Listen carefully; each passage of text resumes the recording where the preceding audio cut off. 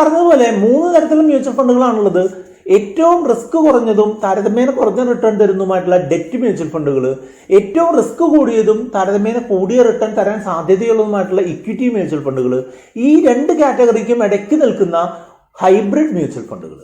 Debt mutual ഫണ്ടുകൾ സ്റ്റോക്കുകളിലേക്കല്ല നിക്ഷേപം നടത്തുന്നത്, പകരം അതിൽ നിക്ഷേപിക്കുന്നത് കടപ്പത്രങ്ങളിലും ബോണ്ടുകളിലുമാണ്. അതേസമയം തന്നെ ഇക്വിറ്റി മ്യൂച്വൽ ഫണ്ടുകൾ നിക്ഷേപിക്കുന്നത് എവിടെയാണ്?